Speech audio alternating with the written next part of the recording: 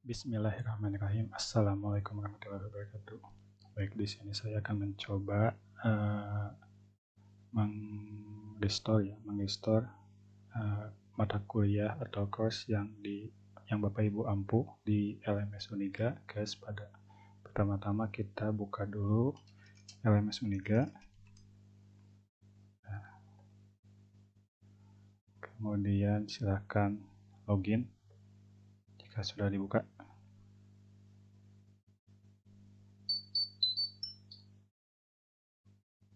Kemudian klik login.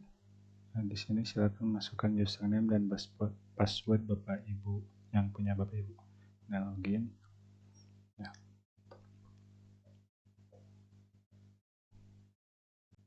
Nah, di sini statusnya saya sudah terregister ya di Spada.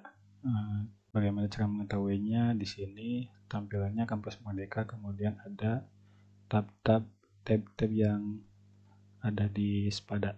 Kemudian silakan Bapak Ibu pilih salah satu mata kuliah yang akan Bapak Ibu restore ke Spada.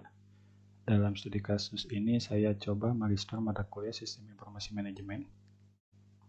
Klik mata kuliahnya. Nah, kemudian di sini perlu Bapak Ibu ketahui sebelum merestore mata kuliah yang Bapak Ibu ampuh, sangat disarankan itu untuk merapihkan mata kuliah atau merapikan konten-konten yang ada di dalam LMS Bapak Ibu. Nah, di sini seperti yang Bapak Ibu ketahui, dalam perkuliahan kan tidak hanya sebatas memberikan materi saja. Di sini di pertemuan pertama saya mengasih RPS, mengasih buku untuk referensi, kemudian ada beberapa slide. Di sini ada Meet dan juga ada tugas. Begitupun di pertemuan kedua, ketiga, dan seterusnya. Nah, di sini mungkin salah satu cara yang cukup bagus ya, itu ketika tampilannya tidak diedit ya, tidak seperti ini, tidak dibuat pertemuan ke-1 atau ke-2, tapi dibuat di subbagian. Meskipun posisi seperti ini tidak jadi bermasalah sebetulnya. Cuman di sini saya akan coba memperlihatkan bagaimana caranya membuat materi-materi atau konten-konten yang ada di dalam LMS yang Bapak Ibu ampuh dijadikan menjadi subbagiannya. Oke, pertama-tama silahkan Bapak Ibu klik di hidupkan mode ubah. Nah, di sini sudah ya. Di sini asumsinya di pertemuan ke-1 itu diubah menjadi RPS dan silabus mungkin ya. Silabus, RPS atau buku-buku referensinya. Nah, di sini saya klik saja ubah nama pekan, ubah menjadi RPS dan buku referensi. Nah, yang selanjutnya di sini di week pertama kan sudah saya ubah jadi RPS dan buku referensi ya. Atau bisa juga di sini yang di umum, tapi saya di sini saja. Kemudian di pertemuan kedua saya rubah menjadi materi mungkin ya, materi. Nah, kemudian di week yang ketiga saya rubah menjadi tugas harian. Tugas harian. Kemudian di week 4 ada presensi kehadiran mungkin ya, di sini ada presensi kehadiran. Presensi kehadiran. Ada meet juga dan ada tugas kelompok dan yang lainnya mungkin. Nah, silakan untuk sebagiannya silakan bisa disesuaikan.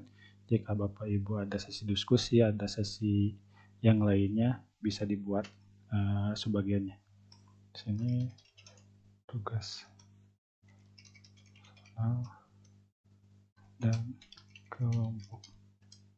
Nah, setelah anggap sudah selesai ini untuk sebagiannya. Nah, di sini silakan Bapak Ibu bisa mendrag and drop ya posisi materi atau konten-konten yang sudah ada. Misalkan di sini saya untuk RPS dan buku, saya hanya menggunakan RPS Sistem Informasi dan buku, kedua buku ini. Artinya yang pengantar SI, Google Meet pertemuan, dan tugas kelompok SI ini dipindahkan ke subbagiannya. Di sini untuk pengantar SI ini termasuk materi, jadi saya pindahkan ke subbagian materi. Kemudian Google Meet, di sini saya masukkan ke di sini mungkin ya, di sesi pertemuan 6 masukkan ke Meet. Saya drag yang ini, saya akan pindahkan ke Meet. Nah, di sini Meet untuk pertemuan pertama. Nah, di sini untuk sesi RPS sisa tinggal tugas ya. Tugas dipindahkan ke blok tugas. Di sini tugas personal dan kelompok.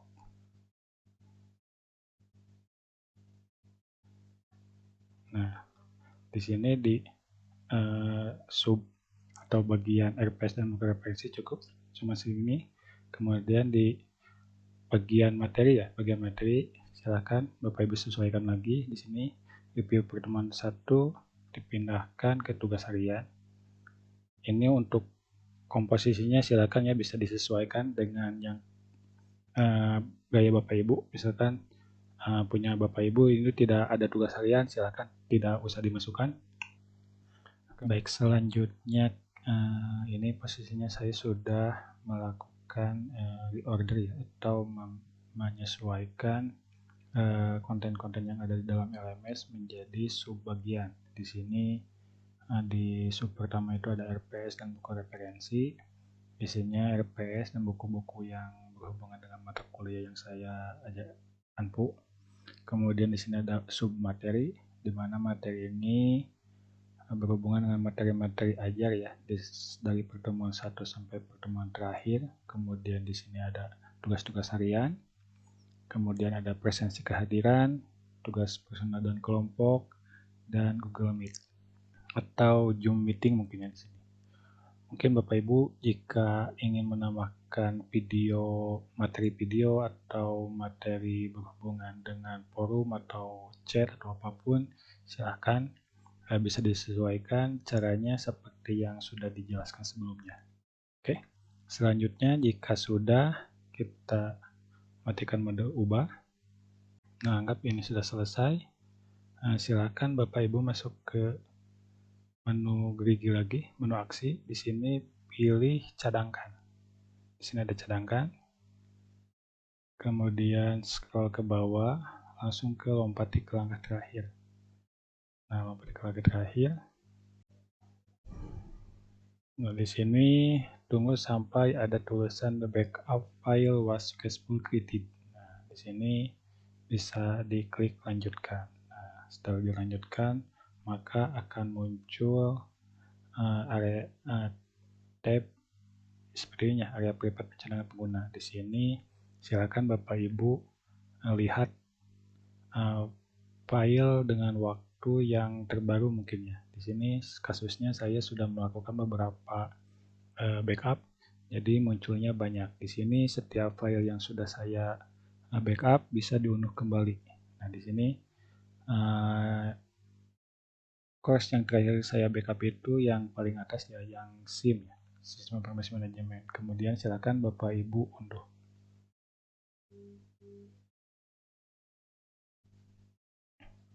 Setelah diunduh, silahkan Bapak Ibu masuk ke mata kuliah atau ke mata kuliah yang dipilih lagi. Nah, jika sudah, di sini cara untuk mengupload course yang Bapak Ibu ampu ke Spada itu caranya sangat gampang. Dengan cara di sini di pojok kanan bawah itu ada menu atau tombol dengan tulisan share Spada Indonesia. Tinggal diklik saja. Nah, di sini silakan disesuaikan isiannya. Untuk course full name-nya silakan, untuk tahun akademiknya bisa Bapak Ibu hapus, dan kelasnya juga bisa dihapus karena dalam Spada itu tidak mengenal kelas A atau B atau C ya. Jadi satu mata kuliah itu dianggapnya satu kelas. Kemudian connect mata kuliah PD Dikti, di sini silakan dipilih mata kuliah yang sesuai ya. Kemudian program studi, di sini untuk program studi ini tempat atau di mana mata kuliah yang Bapak Ibu ampu ini diajar ya, atau prodinya di mana. Dalam kasusnya saya mengajarnya di S1 Akuntansi. Kemudian kelompok bidang ilmu silahkan sesuaikan bidang ilmu yang Bapak Ibu ampu. Di sini karena sistem informasi manajemen saya masuk ke ilmu teknik, kemudian bidang ilmunya di sistem informasi ya. Sistem informasi. Oke. Setelah selesai, silahkan Bapak Ibu pilih menu select file MBZ. Nah, di sini ketika diklik, silahkan Bapak Ibu pilih file yang terakhir yang sudah Bapak Ibu download, yang tadi yang dari pencadangan. Di sini ada yang terakhir, kemudian diklik open. Kemudian silakan select file koper. Di sini opsional ya untuk file koper. Silakan bisa Bapak Ibu membuat koper untuk mata kuliahnya ataupun tidak jadi masalah. Kemudian jika sudah, tinggal klik upload ke Sepada Indonesia. Nah, setelah klik, silakan Bapak Ibu tunggu sampai loadingnya selesai. Setelah selesai, maka tampilannya akan seperti ini ya. Jadi, saya kos pada Indonesia, kos infonya di sini seperti ini. Silakan Bapak Ibu tinggal close saja. Kemudian, untuk mengecek apakah kos yang Bapak Ibu ampu itu sudah masuk ke Sepada, silakan bisa masuk ke Sepada ya. Tinggal login ke Sepada yang sebelumnya Bapak Ibu buat. Kemudian pilih mata kuliah Pedadikti. Di sini silakan Bapak Ibu pilih semester di mana mata kuliah yang Ibu ampu ya. Misalkan karena tadi sistem informasi manajemen di ampunya di semester gasal, saya pilih di menu semester gasal. Nah, di sini jika sudah selesai, maka akan muncul statusnya diajukan.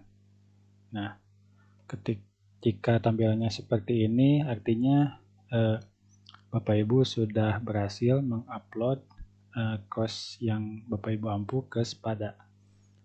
Selanjutnya, silakan Bapak Ibu bisa menunggu hasil review dari tim Sepada untuk mereview kos yang Bapak Ibu upload ya. Jika mata kuliah yang Bapak Ibu ajukan itu sudah disetujui oleh tim Sepada, maka tampilannya akan seperti ini. Akan ada tulisan disetujui. Setelah ini, silakan Bapak Ibu bisa membuka course-nya. Kemudian di sini mungkin kita akan melihat tampilan yang sama dengan LMS yang Bapak Ibu edit sebelumnya. Kemudian selanjutnya Bapak Ibu bisa masuk ke partisipan. Kemudian Bapak Ibu bisa menambahkan mahasiswa ya, atau Bapak Ibu bisa menyarankan ke mahasiswa yang sebelumnya Bapak Ibu ampu atau Bapak Ibu ajar untuk masuk ke mata kuliah yang sudah Bapak Ibu upload ke Sepada.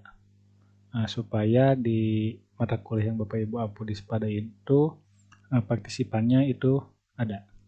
Oke, mungkin seperti itu panduan yang bisa saya berikan. Mohon maaf apabila ada salah dan kata. Wassalamualaikum warahmatullahi wabarakatuh.